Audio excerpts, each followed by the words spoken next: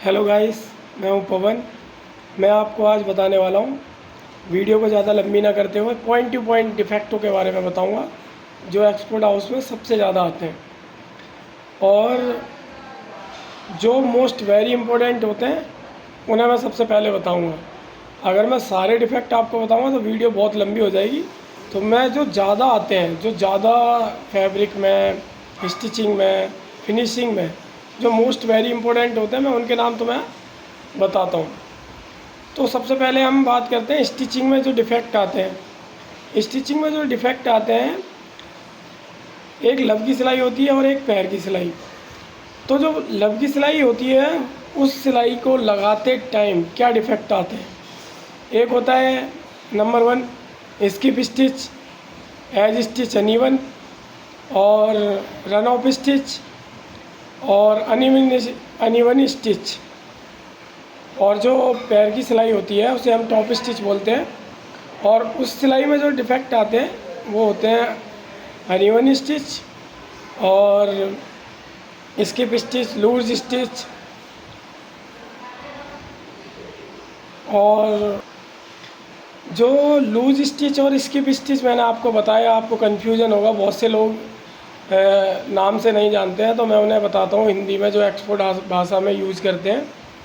Loose stitch वो होती है जो सिलाई हम किसी पीस में लगाते हैं और वो सिलाई मतलब टेंशन सेट नहीं होता, तो उस वजह से वो प्रॉब्लम आती है। या तो डब्बी का धागा सेट नहीं होता है या फिर मशीन का जो टेंशन होता है वो सेट नहीं होता, तब ये प्रॉब्लम आती है। तो हम उसे बोलते हैं लूज स्टिच। स्किप स्टिच वो होती है जो सिलाई चलते चलते किसी भी सिलाई में टाप आ जाता है, या 2 टाँके का या 3 टाँके का या उससे ज़्यादा, तो हम उसे स्किप स्टिच बोलते हैं। अनइवन स्टिच वो होती है कोई भी सिलाई चलते चलते टेढ़ी मेढ़ी हो जाना, तो हम उसे अनइवन स्टिच बोलते हैं। और रन ऑफ स्टिच वो होती है जो लब की सिलाई जब हम किसी पॉकेट पे लगाते हैं या फिर प्लेकेट पे लगाते हैं या कॉलर नेक बैंड पे लगाते हैं या कॉलर एज पे लगाते हैं, अगर कोई भी सिलाई चलते चलते उतर जाती है तो हम उसे बोलते हैं रन ऑफ स्टिच डिफेक्ट। ठीक है गाइस, कोई भी दिक्कत हो, मैं बिल्कुल सरल भाषा में बता रहा हूँ, आज तक किसी ने यूट्यूब पे बताया भी नहीं होगा, ये मेरी गारंटी है भाइयों। 100% सिखाऊंगा आपको क्वालिटी का काम। उसके बाद हम तीसरे डिफेक्ट की बात करेंगे, वो होता है एक ब्रोकन स्टिच। कोई भी सिलाई चटक जाती है, जैसे हमने लगाई, टेंशन टाइट है या फिर वेस्ट पे लगाई और लास्टिक होती है, तो स्ट्रेच करने पे वो सिलाई चटक जाती है, तो हम उसे बोलते हैं टूटी हुई सिलाई को ब्रोकन स्टिच डिफेक्ट के नाम से हम उसे जानते हैं एक्सपोर्ट हाउस में। उसके बाद गाइस चौथे नंबर पे आता है हमारा वीविंग। कोई भी गारमेंट्स बन रहा है, चाहे वो कॉटन का हो या सैटिन का हो, किसी भी गारमेंट में वीविंग वो डिफेक्ट है, जैसे कि हमारा कपड़ा है, कपड़े में से 2 या 1 धागा निकल जाता है, या कोई किसी शार्प एज में फंसने के बाद, या किसी टेबल की, उसमें जो कुछ टेबलें ख़राब होती है तो उनमें फंसने के बाद जो धागे खिंच के निकल जाता है और उस फैब्रिक में एक लाइन आ जाती है, तो लाइन आ जाती है गारमेंट में, तो हम उसे वीविंग डिफेक्ट में काउंट करते हैं। और ये ज़्यादातर सैटिन के फैब्रिक में ज़्यादा आता है। कॉटन के फैब्रिक में तो इतना देखने को नहीं मिलता है, मिलता है मगर कम मिलता है। और जो सैटिन का जो फैब्रिक होता है उसमें ये मोस्टली प्रॉब्लम आती है। उसके बाद आता है नंबर 5 पे हमारा स्लब।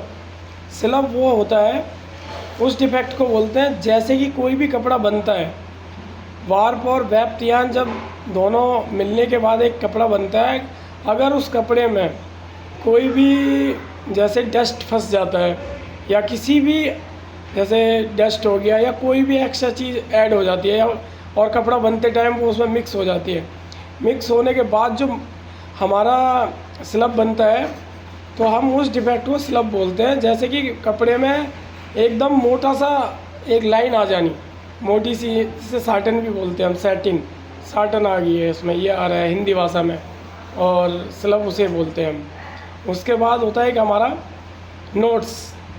गारमेंट के बुनते टाइम, गारमेंट का जब कपड़ा बनता है तो उसमें हमारा धागा जहाँ ख़त्म हो जाता है, तो उसमें क्या होता है, हम गांठ लगाने के बाद धागा ऐड कर देते हैं।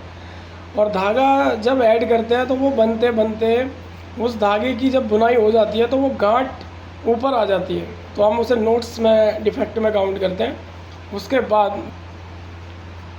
उसके बाद आता है दोस्तों मिस प्रिंट। जैसे हमारा कई बार क्या होता है, प्रिंटेड फैब्रिक होता है और हमारा स्टिचिंग गारमेंट बन रहा होता है, तो हम उसे कई जगह हमने देखा होगा, बहुत जगह आता है, बहुत प्रिंटिंग वाले गारमेंट्स में तो ये प्रॉब्लम आती ही आती है, उसे बोलते हैं मिस प्रिंट। कोई भी प्रिंट चलते चलते कहीं पे छूट जाना और फिर कहीं छप जाना, तो हम उसे मिस प्रिंट डिफेक्ट में काउंट करते हैं। उसके बाद और मैं आपको एक आध डिफेक्ट और बता देता हूँ स्टिचिंग के, जो मोस्ट वेरी इंपॉर्टेंट है। उसके बाद आता है फुलनेस।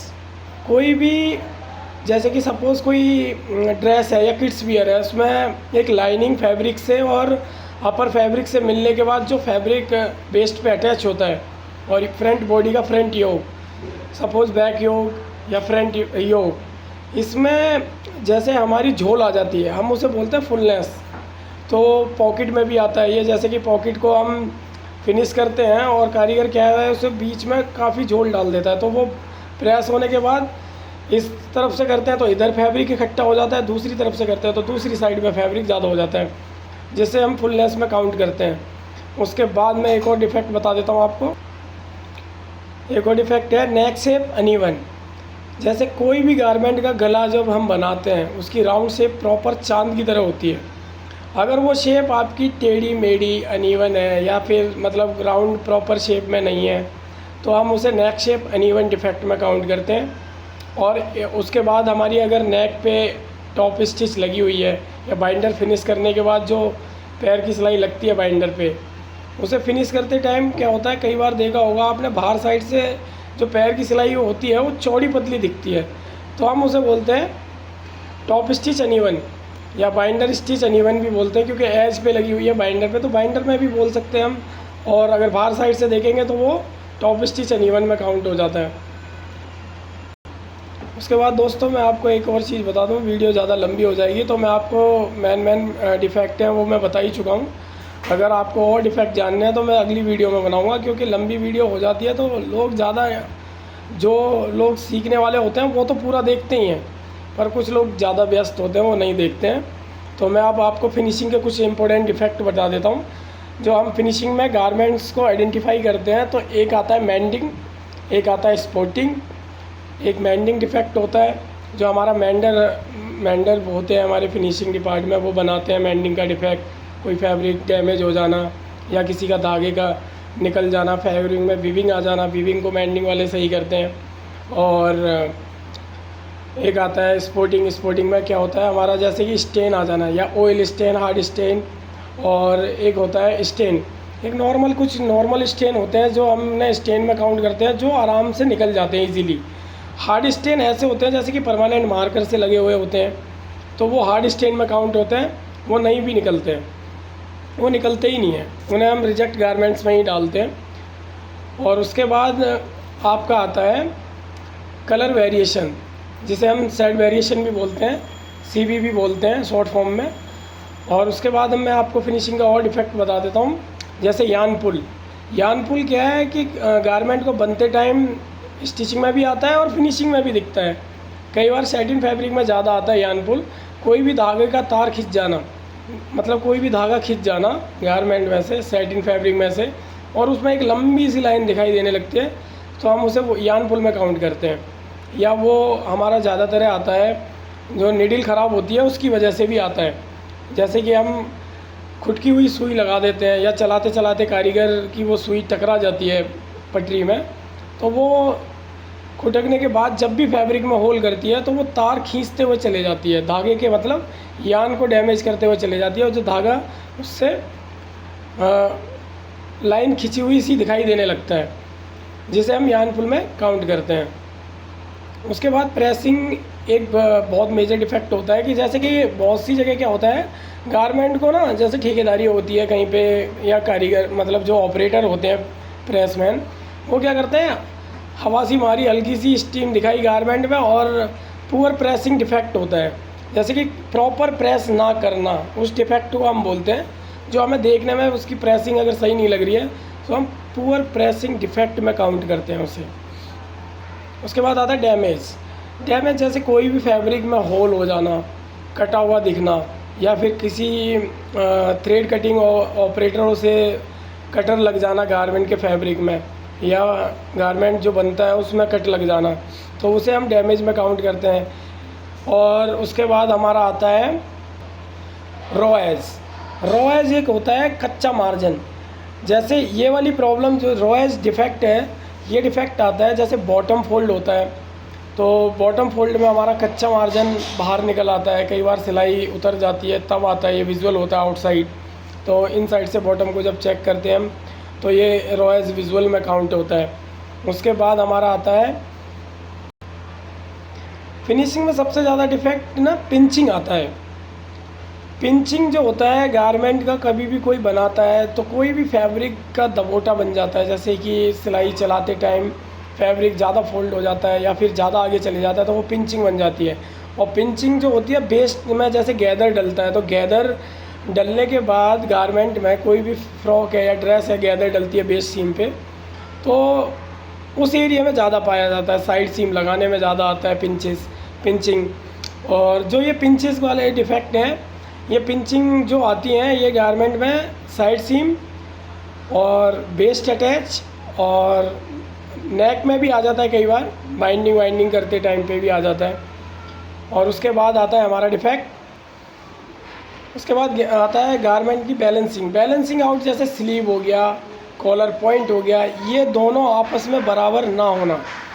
कोई भी गारमेंट जैसे collar, shoulder balancing, sleeve balancing, side seam balancing, तो ये बैलेंसिंग करते टाइम आती है हमारी बैलेंसिंग अप एंड डाउन। ये भी एक डिफेक्ट है जो ज़्यादा ही आता है गारमेंट्स में, फिनिशिंग में भी मिलता है और स्टिचिंग डिपार्टमेंट में भी मिलता है।